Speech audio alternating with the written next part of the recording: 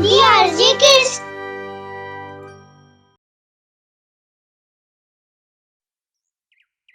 बाल कृष्ण का जुड़वा। रामपुर नाम का एक गांव था, जहां पर कन्हैया नाम का एक लड़का रहता था, बिल्कुल भगवान बाल कृष्ण की तरह। कुछ लोग तो उसे कन्हैया का जुड़वा कहने लगे थे। उसी गांव में उसके पिता राम दूध बेचने का व्यवसाय करते थे। दूध बेचना, मक्खन बनाना, उसे बेचना उनका बहुत बड़ा कारोबार था। सारे गांव में प्रचलित है। अजी सुनते हो, आजकल कन्हैया की हरकतें बहुत बढ़ गई हैं। बिल्कुल बाल कन्हैया की तरह। बड़ा शैतान है, बहुत मक्खन खाने लगा है। हमें इसे डॉक्टर के पास दिखाना चाहिए और कुछ खाना ही नहीं चाहता।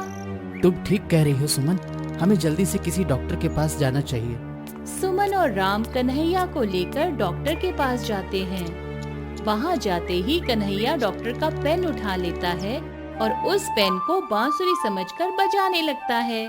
क्या ये बचपन से ऐसा ही है? कुछ अजीब हरकतें कर रहा है। अरे नहीं डॉक्टर साहब, दरअसल ये बाल कृष्ण का बहुत बड़ा भक्त है। हमारे गांव में तो इसे बाल कृष्ण का जुड़वा कहते हैं। अभी छोटा है ना, किसी चीज को समझ नहीं पाता है, पर इसकी एक आदत हमें परेशान कर रही है। क्या परेशानी है इसकी? ये दिन भर में बहुत सारा मक्खन खा जाता है। हमारा मक्खन का व्यवसाय है, परंतु हम इसे मना भी नहीं कर सकते और कोई खाना खाता ही नहीं, बस मक्खन ही पसंद है, बस वही खाते रहता है। मैं कुछ दवाई लिख कर देता हूँ, इस पर धीरे धीरे सुधार आ जाएगा। सुमन और राम कन्हैया को घर पर लेकर आते हैं। दूसरे दिन कन्हैया गांव के अन्य लोगों के घर में जाकर माखन मांगता है। पहले कुछ दिन वो उसे बच्चा समझकर, कन्हैया समझकर बड़े प्यार से माखन देते हैं और वो खाता है। रोज रोज आने की आदत है और परेशान हो जाते हैं और आकर राम से कहते हैं, अरे भाई राम, तुम तो इस गांव के सबसे बड़े व्यापारी हो और तुम्हारा बेटा कन्हैया आजकल रोज हमारे घर आता है। हम ठहरे गरीब भगवान की पूजा करते हैं, कृष्ण को मानते हैं, इसलिए उसे बड़े प्यार से माखन खिला देते हैं और सारा माखन खा जाता है तुम्हारा बेटा। हमें बेचने के लिए कुछ नहीं रहता, हमें माफ कर दो। हम बच्चे के बारे में ऐसा नहीं बोलना चाहते, लेकिन इसकी हरकत ही कुछ अजीब है। गांव में 2-3 किसानों की ऐसी बातें सुनकर राम को बड़ा ही दुख होता है। राम कन्हैया को डांटता है और कहता है कि आज के बाद घर के बाहर ना निकले, वरना वो उसे कमरे में बंद करके रखेगा। उसे जो भी चाहिए, जितना भी माखन चाहिए, अपने घर का खाओ, बाहर नहीं जा सकते। कन्हैया रोते रोते घर के मंदिर में आता है और बाल कृष्ण से कहता है, हे भगवान, क्या मैं तुम जैसा माखन खाता हूँ क्या? मुझे माखन पसंद है। सब मेरे माखन पर रोक लगाते हैं। सब कहते हैं कि मैं माखन ना खाऊं, पर मुझे माखन बहुत पसंद है। कृष्णा, क्या तुम मेरी मदद कर सकते हो? अगर मुझे माखन नहीं मिला तो मैं तुम्हारी तरह चोरी करके खाऊंगा। ऐसा कहकर रोते रोते कन्हैया सो जाता है। दूसरे दिन उठकर सुमन के पास कन्हैया माखन मांगने लगता है। बस कन्हैया, हमें बाजार में भी ये मक्खन बेचना है, कुछ तो बचा। इतना मक्खन खाते हैं, पता नहीं तुम्हें क्या हुआ है। कन्हैया अपनी बात से पीछे नहीं आता, मक्खन खाने की आदत नहीं छोड़ता। धीरे धीरे राम और सुमन के घर में परिस्थिति बदलने लगती है। अपने पुत्र प्रेम के खातिर और सारा मक्खन कन्हैया को देने लगते हैं और उनके घर पर संकट आ जाता है। पूरा घर धीरे धीरे खाली हो जाता है। राम जितना भी कमाते थे, वो कमाई अब नहीं हो रही थी। सारा मक्खन कन्हैया खा रहा था। अब हम बेचेंगे क्या और खाएंगे क्या? गाय के धान चारा लाने तक के लिए हमारे पास पैसे नहीं हैं। मैं बहुत बड़ा व्यापारी था और आज मुझे औरों के खेतों में काम करना पड़ रहा है। हे भगवान, ये क्या दिन दिखा रहा है तू मुझे? आप चिंता ना करें, कल से मैं भी खेतों पर काम पर जाऊंगी। जो हो सके हमारे पेट के लिए और कन्हैया के लिए हम करेंगे। मैं समझती हूँ कि भगवान हमारी परीक्षा ले रहा है। राम और सुमन की बातें सुनकर कन्हैया को बड़ा दुख होता है। तो फिर एक बार बाल कृष्ण की मूर्ति के पास आता है और हाथ जोड़कर कहता है, हे भगवान, मुझसे क्या गलती हुई है? मैंने इस धरती पर जन्म लिया और मुझे तुम्हारी तरह माखन खाना पसंद है। मैं कितना भी चाहूँ लेकिन माखन चोरी नहीं कर सकता। बाल कृष्णा, तुम कुछ कर दो मेरे लिए। मेरे माता पिता की ऐसी हालत मैं नहीं देख सकता। अचानक बाल कृष्ण कन्हैया के सामने प्रकट होते हैं। कन्हैया तो उन्हें देखकर हैरान हो जाता है। बाल कृष्णा, आप? इसका मतलब अब तक लोग मुझे जुड़वा कहते थे, ये बात सच है? आप तो बिल्कुल मेरे जैसे दिखते हो, क्या ये सच है?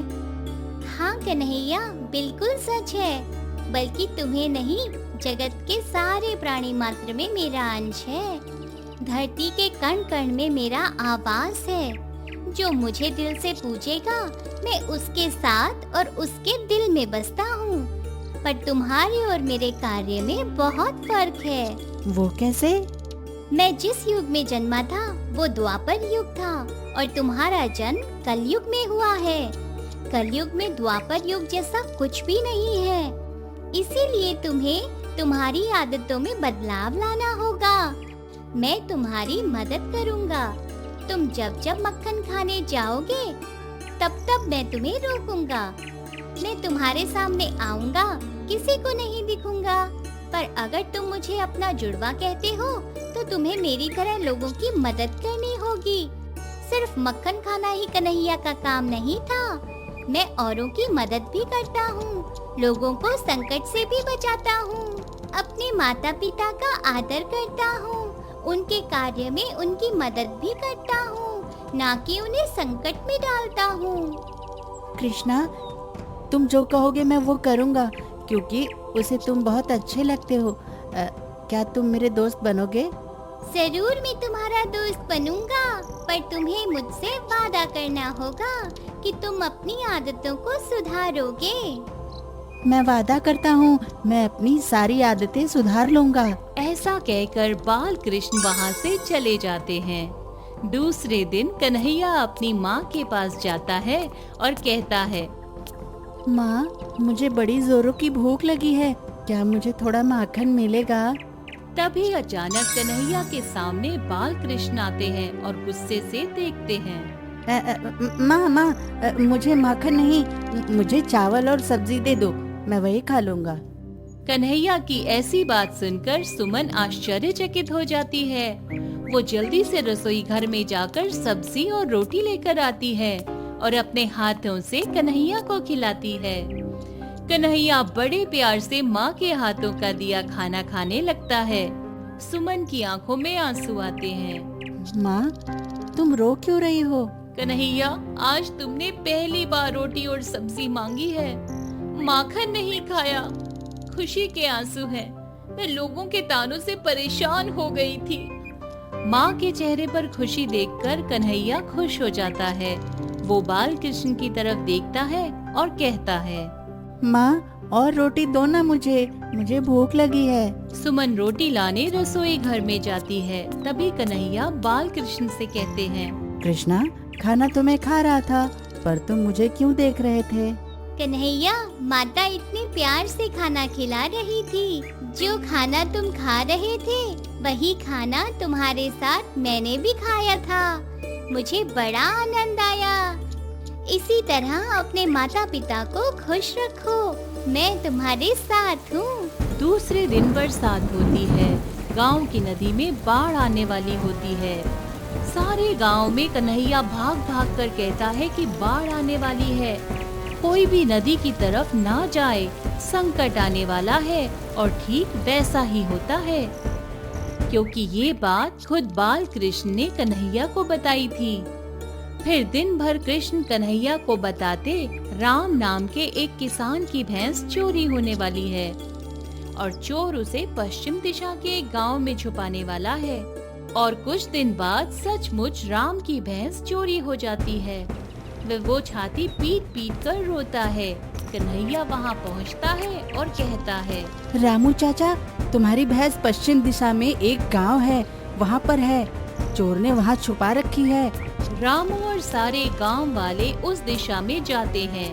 कन्हैया की बात मानकर और वहीं पर भैंस मिलती है। सारे गांव वाले चोर को पीटते हैं और पुलिस के हवाले कर देते हैं। इसी तरह बाल कृष्ण कहते जाते हैं और कन्हैया करते जाता है। धीरे धीरे कन्हैया के घर की हालत सुधर जाती है। सारे गांव में कन्हैया के नाम की चर्चा होती है। सारे गांव में लोग कन्हैया को बाल कृष्ण का जुड़वा कहने लगते हैं। सारा गांव कन्हैया को सम्मान देने लगता है और इस तरह कन्हैया की स्थिति में बदलाव होता है। और जब जब बाल कृष्ण को याद करता है, बाल कृष्ण उसकी मदद करने आ पहुंचते हैं। हमें हमेशा हमारे आसपास की परिस्थिति अनुसार ही बर्ताव करना चाहिए।